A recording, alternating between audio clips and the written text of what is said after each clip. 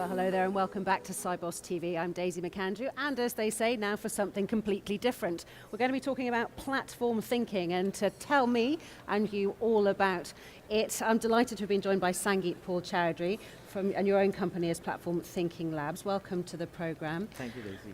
Tell us what we mean by platform thinking. I think of two different approaches to business design. The first is what I call pipes, which is what we've been familiar with, which is a very linear approach to business design. If you think of supply chains, the traditional manufacturing model, it works in a very linear fashion. There's a producer of value on one side and there's a consumer on the other side. Traditional media has worked in a very linear fashion. What we're seeing in a networked age is this linear model is breaking down, and we're seeing the rise of a more networked model of value creation.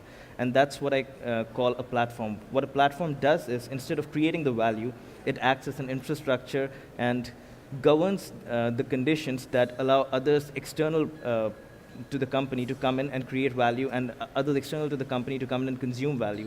An example of that would be a traditional pipe model would be a television channel, for example, which works in a very linear fashion. YouTube works in a very networked fashion, a platform fashion. Hotels work in a very linear fashion. If they have to expand, they have to open more hotels and open more rooms, whereas Airbnb works in a very networked platform fashion. And closer home to banking, banks work in a linear fashion. So just in case people don't know what Airbnb, that's people exchanging their homes. You come and stay in my flat and I'll go and stay in your flat. Absolutely, yes. So is that what people call the shared economy or peer-to-peer? Is that similar or? Yes, the shared economy is just one aspect of how platforms are changing things. If you think of the shared economy, you're essentially saying, you're essentially redefining who can run a taxi or who can open a hotel. But if you take this a few years back, social media was asking the question who can run a media house or who can run a news company, and it again had the same design. Taking this forward, with the rise of 3D printing, we're seeing the same thing happening to manufacturing. Who can be a manufacturer? With the rise of the Internet of Things, we are seeing things coming onto platforms. So we're seeing this not just as a trend in a particular industry, we're seeing this happening across industries. And even in banking, something like Lending Club questions who can be a lender instead of just a traditional bank. Can peers be lenders? So that's how this trend is happening beyond the sharing economy. And tell us specifically what Platform Thinking Labs does.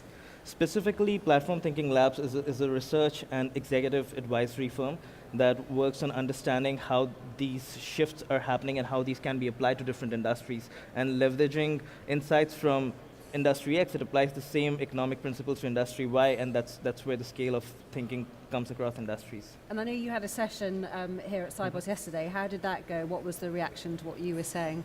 The reaction was pretty good because it was a short talk about how to think in terms of platforms, because platforms can be fairly complex. You don't own value creation, you don't own quality control.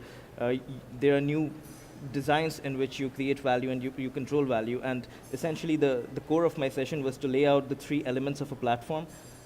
Specifically, the first element is the actual network that gets created, and as the network increases, the value in the platform increases. Without the network, there's no value in the platform because all the value is created externally. The second is what we see, which is the technology of the platform. But frankly, without the network, the technology has no value. Think of Twitter without any users. It's just a software for 140 characters. And the third layer is the data layer that connects the right content with the right users and the right users with each other. And taking it forward, I mean, what was the reaction as this particular industry? Is it receptive to platform thinking? It is. What we see across industries is that the closer an industry is to information as a source of value, the easier it gets disrupted because of a platform. So the first two industries that got disrupted were media and telecom, because media information is the source of value. Telecom apps were the main source of value. Banking is again an information industry, as is healthcare and education. But banking, healthcare, and education are more resistant because the risks of participating in a transaction are that much higher than in media, and hence the regulation is that much higher. So there is reception. People do see startups coming in and trying to challenge the status quo, but because of the regulation, the fixed costs of just entering the industry and operating in it are too high at the moment. Presumably over time, you would predict that would change. Yes, I would expect that to change, because in a lot of industries, the move towards platforms is created by an increase in consumer choice. And that's what happens in, say, the hotel industry. When Airbnb increased the consumer choice, hotels are now being forced to participate in the sharing economy, per se.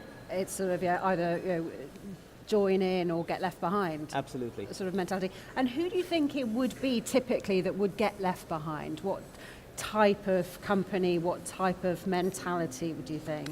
Sure. If we look at the kinds of companies that have been left behind, if you think of the publishing companies being left behind because of Amazon, typically companies that act as gatekeepers tend to get left behind because traditional gatekeepers were not scalable. The editorial function was never scalable, and it was not efficient. What platforms do is they, again, are gatekeepers, but they're a lot more scalable. Instead of depending on static signals of quality, platforms rely on a lot of data to determine what should be given out to the market and what should not be given out to the market. And so Amazon is criticized for continuing to be a gatekeeper, and a lot of new ebook writers continue to be lost in oblivion. But the fact remains that the parameters that decide what should go to the market has changed because of better use of data by platform enablers. And I think you said that you had good reaction and people wanting to follow up with you. Typically, what do you think they are looking to get from you? Typically, what I specifically help organizations with is architecting the platform. People understand how to build technology, but platforms are more than technology. It's about how do you create the network effect. When you launch something as a platform, the value is created externally. So initially, when you launch something, there is no value until users come in and start producing on the platform. And that's one of the biggest challenges. Beyond that, you have to keep a platform that keeps engaging users. You have to have a specific data strategy. You can't just say, we'll collect all the data and we'll see what we do with it. You need to know what kind of data you want to collect and what incentives you offer in exchange for that data. And finally, the most important part of running a platform is governance. You need to decide what kinds of users are allowed, what kinds of interactions are allowed. You don't want people who default on loans to keep coming back to the platform, for example, or even if they do, you want to have a way to curate them to reduce their access to future loans. So all of this forms part of the business architecture of the platform, and that's specifically what I help with. Well, it's fascinating, and I will be watching the platforms in this space very, very carefully. Thank you so much, Sangeet Paul Choudary from Platform Thinking Labs, for explaining all of that to us, and best of luck with the company. Thanks.